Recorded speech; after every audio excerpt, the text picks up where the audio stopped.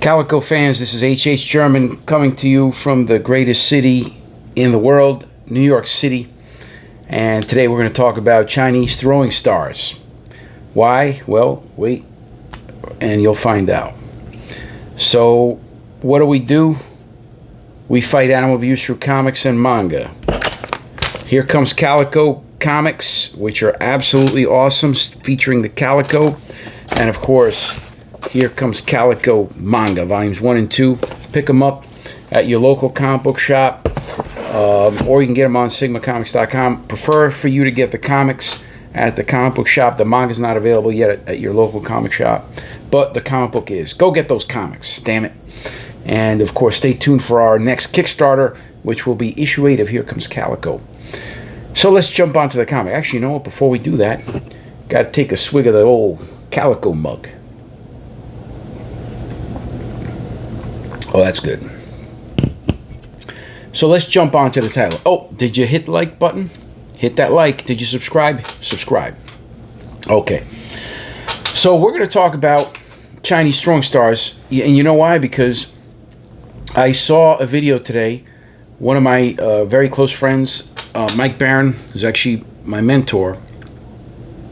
Mike is, of course, the legendary writer on The Punisher.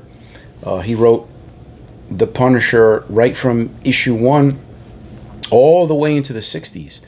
So he was on that title for 5 years and really was the seminal, in my opinion, the seminal Punisher writing that writer that inspired many other writers, such as Chuck Dixon, Garth Ennis, and some of these other well-known legends and of course, writers on the title.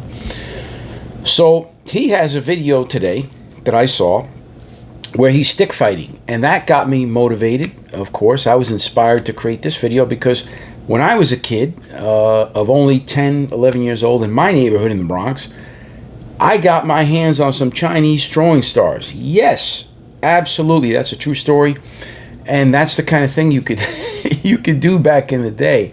And man, just opposing that to the generation today, the kids today. Wow. I mean, I don't even know if they would even be inclined to get their hands on these things. I could tell you this. If you told a kid back in the 80s or even the 90s, and certainly before that, 70s and 60s, that you had some Chinese stars or some Asian weapons, that would make their day. You kidding me? Their week. They'd run to wherever that was so they could check those things out. We were actually able to buy them. Absolutely. Some of you, listen. Those of you who are watching this video, who are New Yorkers, especially if you're Bronxites, if you guys are from the Bronx, I think you're going to know what I'm talking about. The last stop, okay, the very last stop on the 6 train, that's Pelham Bay, all the way up north, okay? There was a Chinese gentleman. This is back, we're talking about mid-80s here. We're talking about 85, 86, okay? There was a Chinese gentleman that was selling, trinkets that you'll find in the streets. And, you guys remember, those of you who are familiar with that subway station, the bottom area there, the bottom sort of ground floor, there was a lot of little shops. And you can get all manner of things. You can get, gloves and scarves and belts, purses, all sorts of trinkets that they would sell. And, of course, this gentleman he took you one step further. If you gave him the little nod and you flashed the right bill, he would take you in the back. This was just a stall, by the way. He'd take you in the back area of this stall that he had, and he would open up this wooden panel on the side. It was like a wall. And once that thing opened up, it was just lined with Chinese throwing stars, with nunchucks. He had all kinds of knives, including butterfly knives, which, by the way, I did purchase one of those. Mind you, I'm 10 years old. These are legal weapons, okay?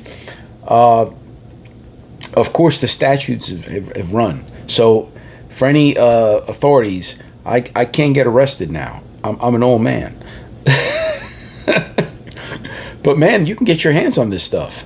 And wow, it was absolutely unbelievable. Man, when I forgot who it was that turned me onto this. I think what it was I think one of the kids in my neighborhood, he got one first. I'm pretty sure that's how it worked, because I was invited to this purchase. All right, and by the way, my purchase consisted of 2 Chinese stars. I remember I got one. The bigger one was black. It was all black. It was a pretty hunky piece of metal. And this one, it was sort of shaped like a snowflake, meaning that it had just a multitude of stars at the ends, at the perimeter of the the Chinese star. All black with yellow Chinese characters. And, had some strategically placed holes to create the aerodynamics that you needed and balanced, so that when you threw it, it would throw true, and it certainly would stick to anything that you threw it that had was porous, meaning i.e. extremely dangerous. And the next one I got was a silver one, and that one was a bit smaller, and that one had 3 points to it. And that one was really nice because it was very nimble, and it got to the location wherever you're going to throw it really quickly. And I always noticed that it stabbed deeper than the larger one. Anyway, I had fun with those things. Of course, we as kids, we weren't meaning to kill anybody. And by the way, these were certainly instruments of death. You could kill somebody with these things. At 10 years old, we were, it was like nothing for us. We were walking around with these things. And of course, what we would do, thankfully, we were responsible kids. We would go deep into the park, that park being Pelham Bay Park, which was right next to the subway station, Pelham Bay Station, the last stop on the 6 train, or the first stop, depending on how you see it. And we would go deep into the forest, into the woods, and we would chuck these things, of course, at trees, and we would compare, who was the better, Chinese throwing star thrower. And we would have like little targets and things where we do, it was aiming contests, and it was just great, man. I can't believe we were able to access these things. And again, you have to juxtapose these kids from back in my era to these kids here. I don't think these kids would be inclined to want, even if you told them, hey, there's Chinese stars there, I don't think a lot of them would be inclined to get over there. Of course, I don't want to discriminate or stereotype, but it was a different time. And we had tons of fun. We had an enormous amount of fun. I'm actually surprised no one got killed, frankly, because, again, these are dangerous weapons. These are murderous weapons. And let me tell you, I was not the only one in the neighborhood with them. I know of at least one kid who got the nunchucks from the gentleman there. All of us had Chinese stars. And what's funny is this was not a peaceful neighborhood. We fought fairly regularly. I mean, I remember getting into fights on a regular in that neighborhood. And let me tell you, it was not easy, and it was not fun. This is this was a dangerous way to grow up, because you're always fighting one, and now you throw in the Chinese star element. But I think what happened was, and why the guy only lasted about a year or two that he was there, of course I noticed that I was only in possession of my Chinese stars, and of course eventually a butterfly knife, for only about a few weeks. I remember it was super fun, but what happens is, of course, in hindsight, it was your parents that took them away, of course, when they found them. But you sort of say, oh, I lost my Chinese star, I can't find my butterfly knife, and you're not thinking that it's your parents that are taking, ridding you of these incredibly dangerous weapons, and of course with good reason. But that's what all of us found us eventually in that situation. We're like, oh man, I don't know where I placed it. And you go and you try to find, your Chinese stars, and they're all gone, of course. And then you go and try to buy more, and it turns out the guy closed down. I think what happened was, I think I remember hearing this, that some kid in the neighborhood, he got injured with one of them. I think one of these things stuck in his leg or something like that, something crazy. Of course, that's when the parents all actually speak together about this, because the first thing you do as a parent, I would assume, would be you just get rid of the damn thing and speak of it no more. If you just want to get it, out of your family's, home and whatnot. Then, of course, you have people who inquire, where the hell did you get this kind of thing? They march right down to the place and shut the guy down. But I think that's what happened. So I was only able to get my hands on those 2 Chinese stars, which, of course, disappeared thanks to my parents. Again, with good reason. I do, in hindsight, think it was the right decision ultimately. Of course, they got rid of my butterfly knife, which I was very excited about too. That one went the way of the weasel. So, but in the meantime, we had tons of fun.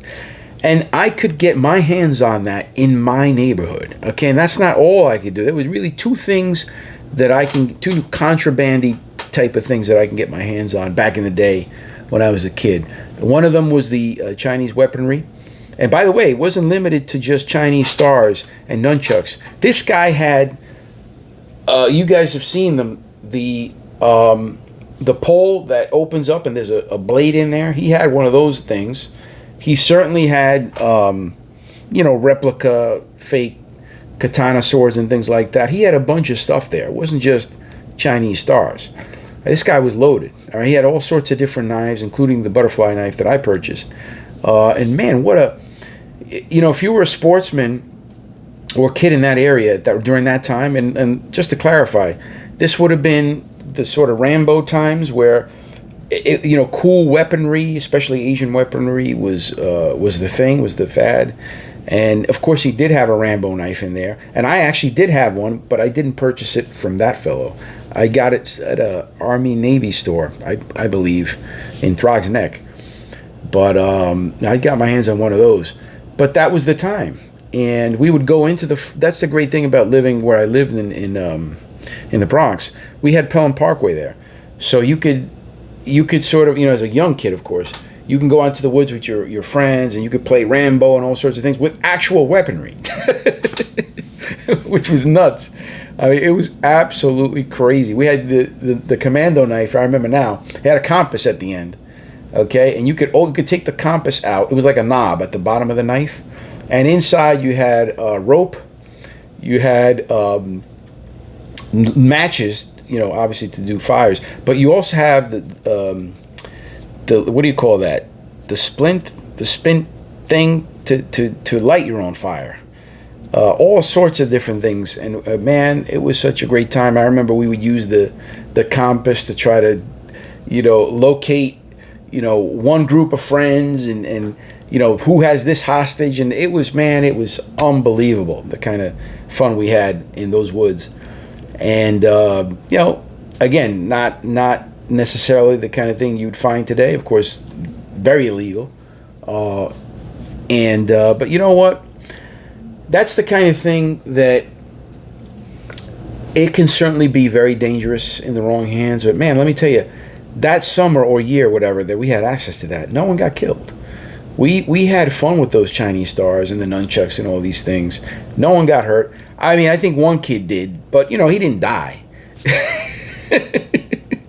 But we had fun, damn it, So, in the end, hey, it's probably right that the guy was, sent packing. But man, what a great time. And like I said, I just don't think. Well, I know for a fact that this wouldn't be allowed today. So I wanted to share that with you, the Calico audience. I know you guys are into that stuff, survival and fighting, and that's what the Calico's about. The Calico's a rough dude from New York City, from the Bronx, who beats the living crap out of people who abuse animals. And you love it, I love it, and that's what we do with this channel. We fight animal abuse through comics and manga now. So wanted to share that story. Thank you to Mike Barron for inspiring, sharing this, and I want to know what kind of crazy stuff you had access to. Oh, I didn't tell you the other one. So I had access to fireworks too. So we had a fellow that would come around in the summertime. He'd come around May and June. He'd have a sheet, a sheet of all these fireworks that we could get our hands on. Man, it was absolutely great. Of course, everything is in Chinese. His language, I guess it would have been Mandarin or something. But man, I would get my hands on, when I was young, it was just, fireworks and jumping jacks and things like that. But eventually I got my hands on, things like M80s and pineapples and fun stuff like that, which of course, none of that stuff was legal, but of course I was a kid. But we had such great times. That's what I could get in my neighborhood. I know some of you guys in more rural areas could get your hands on some pretty cool fireworks too. So I'd like to know, share your comments. What could you get in your neighborhood? I got Chinese stars, I got some Asian weaponry, and I had fireworks. That's what I can get in my neighborhood. So tell me what you were able to get your hands on as a kid in your neighborhood that you certainly couldn't be able to do now, for kids at least. Share in the comments, and listen, don't forget, we do have comics. The Here Comes Calico series. Again, we fight animal abuse through comics in the comic book shops, and we fight animal abuse through manga on our website, sigmacomics.com. Don't forget to hit the like button, subscribe, and listen, keep on fighting for animals.